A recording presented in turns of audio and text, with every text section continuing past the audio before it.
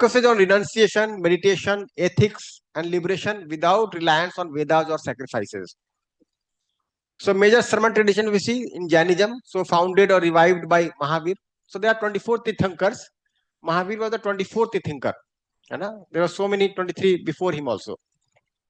So it teaches non-violence, karma as matter, and liberation through ascetic discipline. Buddhism is founded by Buddha, teaches four noble truths: no soul doctrine, dependent origination, and nirvana. And then Ajivika is also there.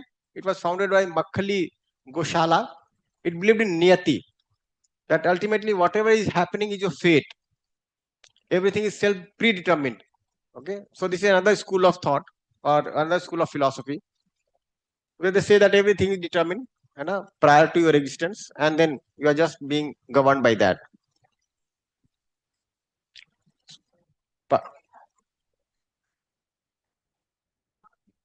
Yeah, so for you, if you are just going by the text, it is Agam. But if you are going, if you look at them, what they did, what Buddha did, what Mahavira did, so it was Sraman. So Buddha and Mahavira came from the Sraman tradition, but the followers are in the Agam tradition. Yes. But they meditated, okay? They renounced, and then they came to see the truth, to whatever extent they could see. So they founded the Sraman tradition. Now, if one is also trying to meditate without assuming whatever is in the text as true, if one is also trying to meditate the way Buddha did or Mahavira did, then they are into this Sraman tradition.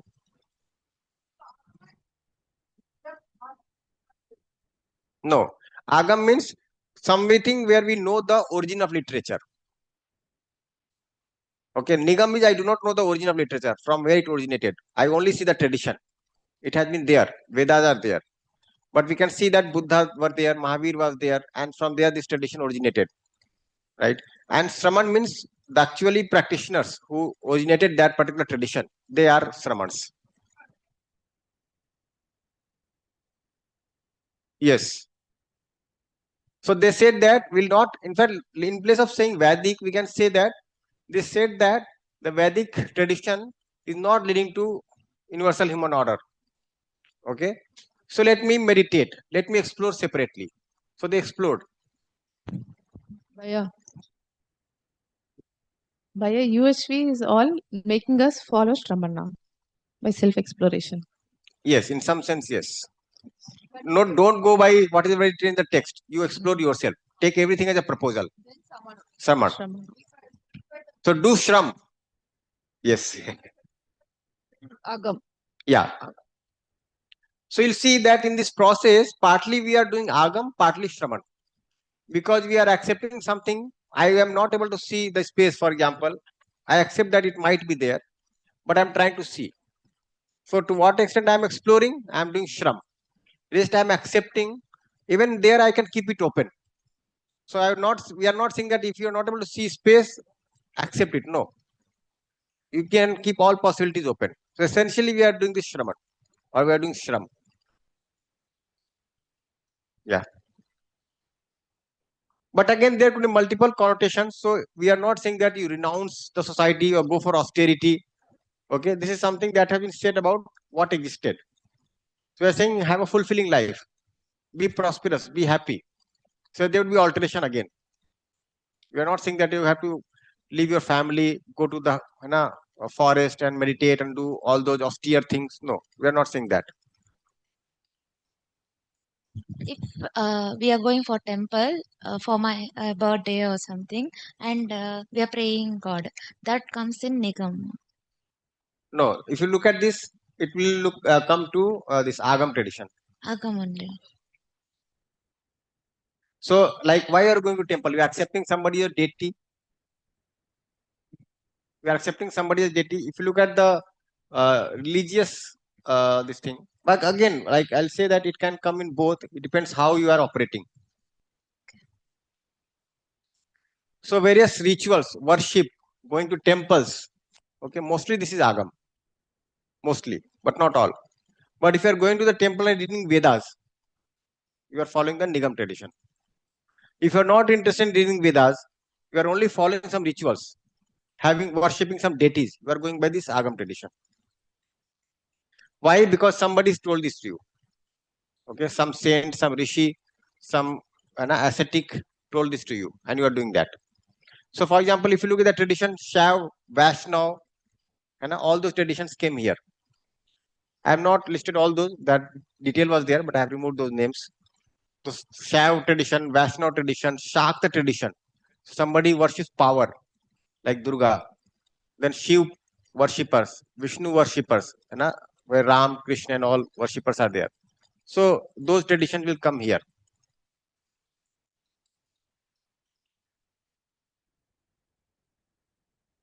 Nice. So features of Shraman schools. So reject authority of the Vedas, that is Nigam. Non-theistic or agnostic, they do not depend on God for liberation.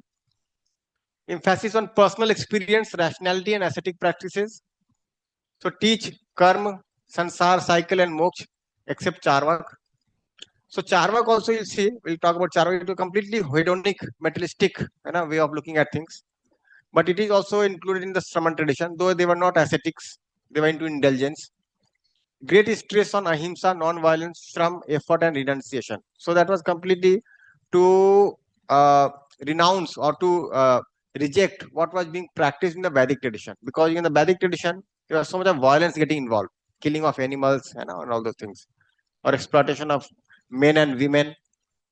And shram was promoted, right? Personal experience was promoted. So Shraman is to renounce, that is renunciate ascetic, heterodox, non-Vedic philosophical streams of ancient India, which includes Jains, Buddhists, and Ajiviks. Some people also include the Charvaks also here. Pardon? Yeah. Welcome to Jainism. Welcome to Jainism. No. It has a different way of looking at things. In Jainism, they are accepting separate selves of human beings. In Buddhism, they are not talking about that particular thing. Let us see. Okay, these are the three traditions. So this I brought just to see like how we have been practicing and what traditions have emerged in our tradition. Pardon? Okay, we'll talk about this. From where it originated. Yeah, in Jainism it is not allowed. But yeah, Yes. after listening to these words, since we are more used to these English words, when modern psychology was taken, we were like, okay, this is all connected. But our own these traditional words, no, when we connect, it seems to be some different language, some that conditionings are coming up. When modern psychology speak, it's like English because we are most too used to that. So now the meanings which I'm giving, I'm giving it like, okay, this is like that, this, because we are not used to it, but lot to explore in our traditions. But Yeah, Hindi words I have kept to a large extent because the English words may not actually denote the meaning. See, whenever you study something, a vocabulary will come. So, for example, when we're studying the Western psychology, this perception, cognition, right? Yeah. Nice. So, if you look at the philosophical systems, something that we're going to discuss in this workshop. So, the 6 philosophical systems of Vedic Darshan. So, Sankhya, Yoga, Nyaya, Vaisheshik, Purvimamsa, and Uttarmimamsa. Uttarmimamsa is also called Vedanta. Then if you look at the other darshans that we are going to study, Charvak, Bodh and Jain, and then we'll also study Madhyav Darshan. So in this workshop, I'm going to talk about these 10 darshans. Okay. And how we have been trying to understand the human being, the role of human being, the existence, okay, the transformation process for a human being. And all this we can study in all these darshans. Now, other philosophies could be Taoism, Sufism or Islam, Christianity, Sikhism, Confucianism, Zoroastrianism, Judaism. So we are not going to discuss about all this here. But you by yourself as an assignment can study. Okay. and then try to find out those 8 questions, responses to those 8 questions. What is human being? What is the process to transform the human being? What is the concept of full human potential in this particular ism or darshan? Isn't it? But you will be able to appreciate the effort that people have made throughout the ages across the world. I was reading Sufism and I could see that they have their own words, okay, but they are also trying to address very clearly what self is, what space is, what the process of transformation is. Only thing is that when we are not able to live accordingly, okay, this also I should add here. So the next thing that I have written here is understanding and living accordingly. So all this, whether it is getting mapped correctly or not, is questionable.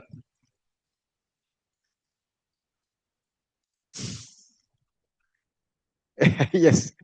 Now when it becomes tough, then people come up with alternatives. If you are able to validate in society, in fact, people are asking that, okay, UHV is, for example, going on. So what is the validation? Right? That it has transformed the faculty, transformed the students. So they are looking for that. Fine. So many times in the meetings, no, people will say something like this, right? But I have some ready-made answers also to respond to all these questions. Okay. Yes. So I am going to list certain questions which people might ask, and what would be the response to that? Yeah. So generally, people say that, okay. Yes. Yes. Yeah. So you ask whenever somebody is saying no, that what is the outcome, what impact it has made. So you ask that, do you go for walking in the morning? Do you do yoga? Okay. They will say yes. I do something for the health. Then are you 100% healthy? No. So can we say that yoga is making no use for you? No. So it is transforming. It is under process, isn't it? So using this analogy also, I found that if you use the analogy of health and medical practices, right, we can suggest that yes, people are able to see that this is working. Someone was saying to me that okay, so many programs are running, so many people are attending workshop. Who has become the person with right understanding? 100% right understanding. Then I said that okay, so many hospitals are running, so many doctors are there, medical science is there. Who is the person with 100% pure health? No. So can we say that doctors are of no use? Medicine is of no use? Hospital is of no use? Pharmacy is of no use? No. But it is of course making it better. So the medical system is making the health better. If you don't have the choice of hospital, where will you go when you fall sick? Similarly, if you do not have value-based education, then we are responsible for the worsening state of the society. On the other hand, institutes are being asked that what are you doing to remove the stress problems among the students? What are you doing to remove the problem of committing suicides? All those things. And how are you going to undo all these things from the institutions? The institute do not have an answer. In fact, someone was telling me in a meeting that students started saying that you are saying that bribing is bad. In which course did you teach me? Taking bribe is bad. Which course tells this? So we have to have courses where we can directly address all these issues. And the students have problems in relationships with the fellow students, okay, and we are trying to address them. In which course you are talking about the relationship with your peer group? Is there any course? If not, then who is responsible? You cannot say that parents are responsible. The students are spending most of the time with us now. Parents are on their job. They are throughout the day with us. At night, both are sleeping, parents and students, even the school, and of course, when they come to the hostel, they are with us. So they might be spending more time with us, with teachers. They left their house at the age of 6, for example, to go to school. Now they're spending mostly time with us. So are we not responsible? Parents will say that, okay, I'm paying fee, I'm doing all these arrangements. Then what good you are doing to my child? If my child is becoming a criminal by going to institution, then can't I blame you? So what are we doing essentially? So we can respond to all these queries. But yes, they are valid questions and we need to have valid answers. But finally, we have to understand and live accordingly. If this is not validated, this is the validation part.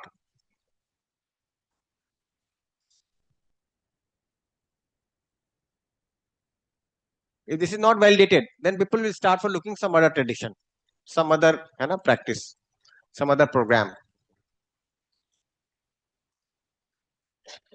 So on one hand, what we are trying to do, the various courses that are being taught, we are trying to give a holistic perspective to this. For example, psychology, sociology, economics, and all these humanities courses. This is one effort.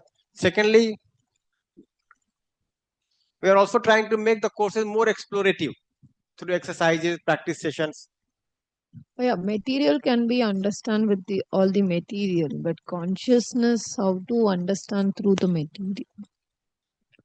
See, ultimately here also, if you look at it, your body is material. My body is material. I am responding to your question through material, and the material is receiving it. But understanding is happening inside. Yes. So now you are utilizing this material as instrument. They are saying I am going one step further. You are using this mic, I am using this mic. So with this body, I am also using the physical instrument, right? We are using the words in our ears. They might be using some instrument to see the visible results on some graph, okay? Maybe some oscilloscope. So they are saying that ultimately we have to use the material world.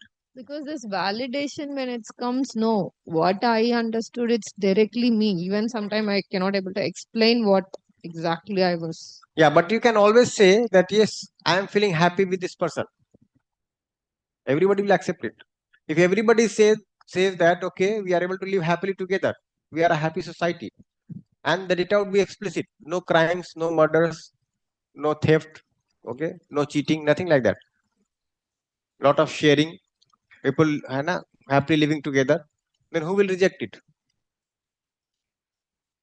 It is said that this 1739, no, one invader attacked India, no, 1739.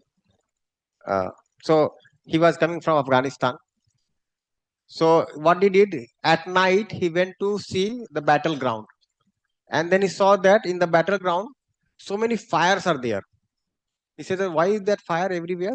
Then they said that people are cooking food for them. Then he said that why they are not cooking in one place?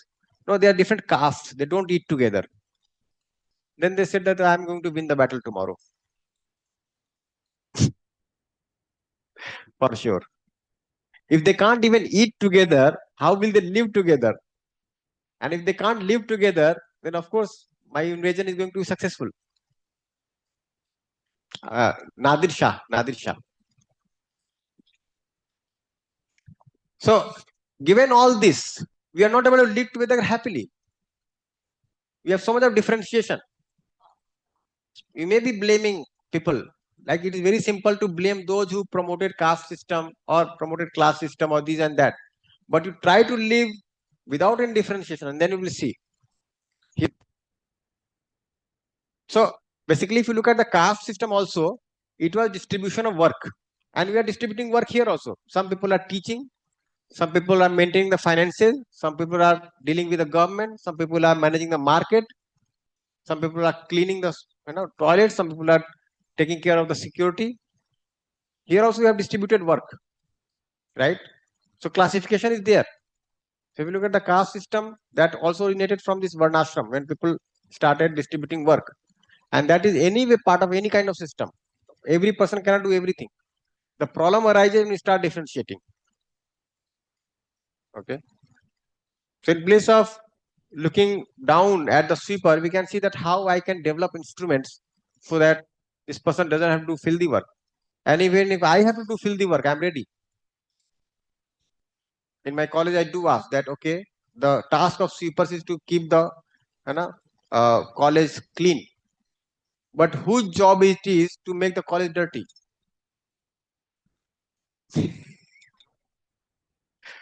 No one's. Then why are you making the college dirty? We accept that it is their task to make it clean. Then who task is to make it dirty? No one's. But if I do not accept this, then I'm going to differentiate. Bhaiya, one question, Bhaiya. Yes. Here, Bhaiya. Since actually I am about to ask, you also started the same point of differentiation like that topic from my childhood days onwards, and also now I am seeing some problem regarding the differentiation in terms of a caste. Like to the next level, just above, man, like men and women difference. Because of that, my group of friends from my 10th standard, one girl got married. She's a topper. In my caste, it is like that. In my after my BTech, I saw a few girls. They got married. My tradition is like that. Since we are talking about the tradition here, I for sometime I feel very bad. That people made this way. That is what this we are. Finding some problem in the society, like we could not even progress in some terms. If I ask my relatives or my group of elders, they used to say it was like that before, that like that.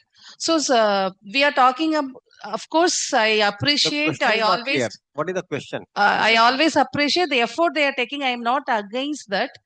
Since we are talking about many Jainism like that, how they find the rules, how they handled this type of difference among a boy and a girl, and depends on the caste, how they dealt that time, why they differentiated. Because now we used to hear that is the reason we are following. Since I am facing problem now, they are also many, everybody is believing and telling that was the practice. Where so then I attended one NEP 2021 course by for that time one ma'am gave. She is also a writer. She is telling in 100 years before, the percentage of people studied, girl is very very less. Like one caste is very high. They have listed the caste wise before 100 years. How many went to school? Many difference that time. So how why they made, since they are giving solutions in all aspects, spirituality, everything that I am Let taking. me respond. Yeah. So if you look at the Indian tradition, also they have been multiple phases. So there was one phase, up to let's say 1000 AD.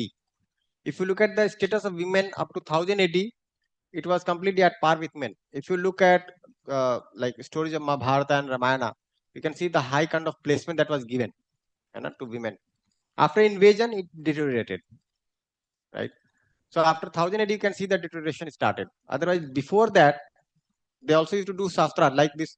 The story, that uh, Vedant, the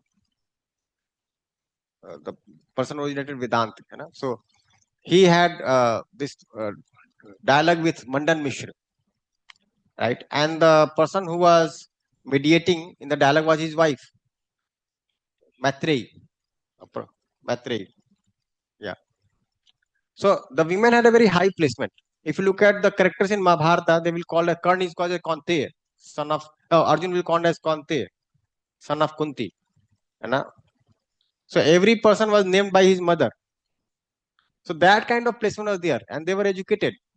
It's not that they were not allowed to go for education. This deterioration started today, and we can see the explicit proof there also. Like in Afghanistan, what is happening?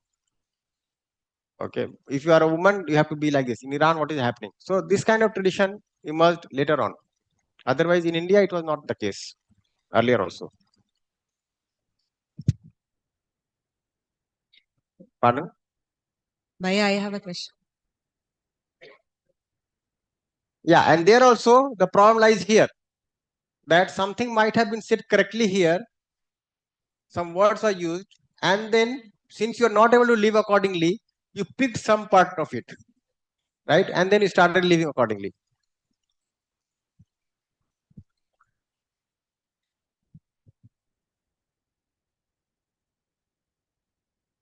Yes. So, in fact, what I'm going to discuss is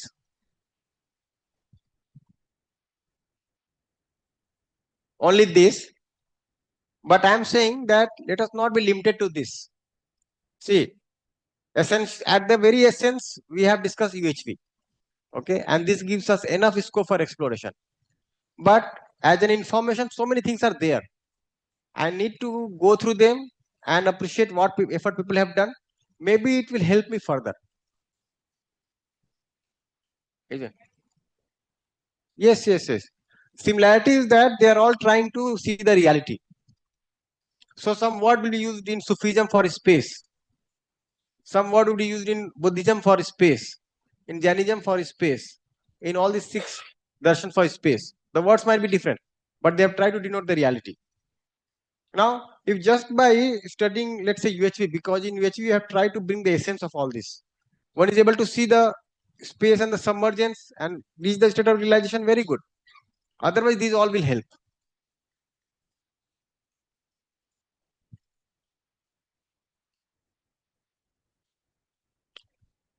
Bhaiya, there is one question. Yeah.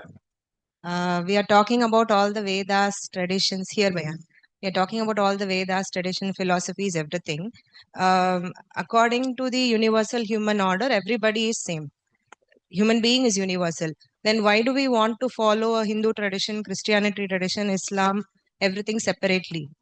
Will this create a problem if we are following a particular tradition? So 2 things will happen. For example, if somebody is practicing Christianity, one will become Christian true sense of the word. In place of just following some rituals, will start understanding Christianity. Okay. And second thing, ultimately you have to be human being, a humane human being, right? And once you are humane, it doesn't matter whether you're a Christian or X or Y or Z. It doesn't matter at all. But For example, and unless you tell me, how do I know that what kind of religion you belong to? You are a human being, you are a relative. That's all. So you'll see that after undergoing self-exploration, if you are very strong in your rituals, that clinging to rituals comes down. If that is not leading to right understanding, then what good it is making enough to you? So that clinging will come down. The differentiation will come down. The position will come down. And gradually we all start behaving as human beings, mere human beings. But why this thing is insisted in UHV especially? All the 3 kinds of traditions. Is there any No, not insisted. I've just shared the tradition. We are talking about the Indian philosophies, no? So I'm talking about the various proofs that have been accepted, the various traditions that are there. Yeah, since we are talking about the traditions and practices, the group of caste, everything, what are as like first time I'm asking this question since I got married that way. What you are thinking about intercaste marriage, Bhaiya? See, ultimately, now It's when okay or it should not happen. Like in your not your perspective, EHV point of view, like think about the intercaste marriage. So the tradition are coming intercaste marriage. Then what about my family like that? yeah, again here, first of all, you have to look into the purpose By of the marriage. boy side will be Wait, dominant let me that respond. way. So, so we have to look into the purpose of marriage. Okay. Let's say if the marriage takes place in the same caste, does Uh, it ensure mutual happiness, mutual prosperity? we cannot ensure. We cannot ensure. Yes. If you marry in some other caste, does it ensure? No. It may not ensure. Uh, So that is not the issue. okay. Okay. The issue is to ensure mutual happiness, mutual prosperity. They are living happily, Bhaiya, but I am asking about in point of and traditions we are following. That will be continuing or 1 or 2 cases will be like that we should take. I'll say that Uh, 2 good human beings will marry. okay. Okay, and the purpose of marriage will be clear, right? They may belong to any caste, any religion, whatever. That is possible. Okay. Okay. Okay. And another thing is there, while marrying also, no, because in marriage, like one people marry and then produce children, so the health of the body also matters. So certain genetic things have to be looked into. For example, somebody who is very close in relation may be having the same genetic descendants, so it may lead to problems in the child. For example, in some parts of the country, brothers and sisters are also marrying. Okay, and then thalassemia is one problem which is quite emerging in Chhattisgarh. In many villages, they have this issue of thalassemia because they marry within the family. Okay, so we have to look into the health part also, and ultimately, the family has to be open to explore. Even if you are marrying very in a very restricted manner, same caste, same clan, everything fine. But if it is not open to self-exploration and very stringent rituals are being followed, it will not lead to mutual happiness. Bhaiya, just one clarification I would like to bring here. Just Okay, I'm saying yes. Yeah, please tell me. no, this the what you said about thalassemia is correct, but the core problem is the anemia.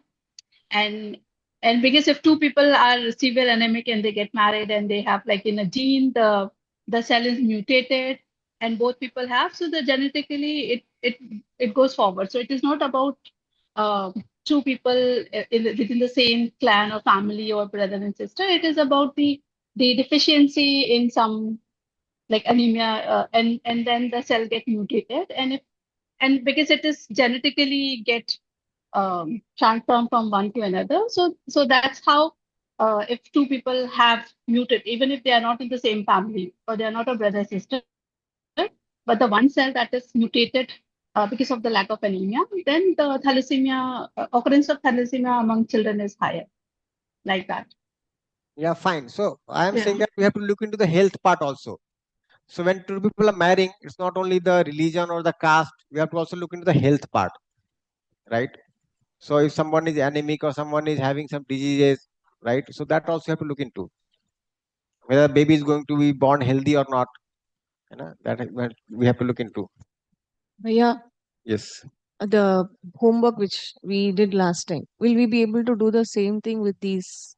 If at all we are doing, what would be the like Same categorize? Yeah, eight indices. Yes. 8 pointers. the determinants also. Yes. So you have to make out. So this is the homework I'm going to assign today evening.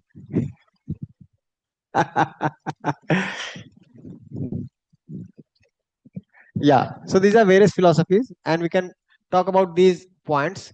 So ultimately, we have to see all this. We have to get the answer to all these questions. What is human being? What does this existence consist of? That is material, consciousness, space. So how they have tried to address these three realities: material, consciousness, and space. Then how is human being related to other human being and the rest of nature? The relationship part. What is the human purpose at individual level, at collective level? What is happiness according to this particular philosophy? What is prosperity according to this particular philosophy? Similarly, what is the process to see or understand, want to understand, what to understand? So what is the process for transformation? What are the human values on the basis of the world vision, and how are these values implemented and expressed in living? So how will the validation come? Program for fulfillment of human purpose at the individual level. If this program is successful, what will be the qualities of the human being? So what would be the parameters of human conduct? Program for fulfillment of human being at the collective level, societal level. So will it lead to human society? If this collective program is successful, what kind of society will it be? Will it ensure well-being of all, conditionally or unconditionally? The relationship with people, irrespective of their class, caste, creed, gender, faith, and relationship with the rest of nature, whether it is sustainable or not, mutually enriching or not, production is cyclic or not. We have to evaluate all these parameters, looking into our own natural acceptance, whether I want it or not. What are the present day aspirations of people and causes of the present day problems? How will these get resolved in the light of this philosophy? Correlate with the goals mentioned in UHV, values mentioned in the Indian Constitution, justice, liberty, equality, fraternity, or Article 51. Aspirations articulated in NEP 2020, development of full human potential, equitable and just society, national development, and so on. And the FDGs. Okay. So we can look into all these parameters. So essentially, we have to do those 8 points first, and then we can extend it to this further exploration. What is the idea of human society according to this philosophy? So what is the idea of a Jain, human society in Jain philosophy? What is the idea of a human society in Buddhist philosophy, right? Or in Vedic darshan?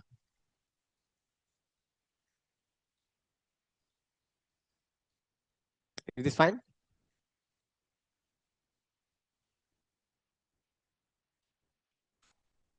So these are various inquiries that we have to make.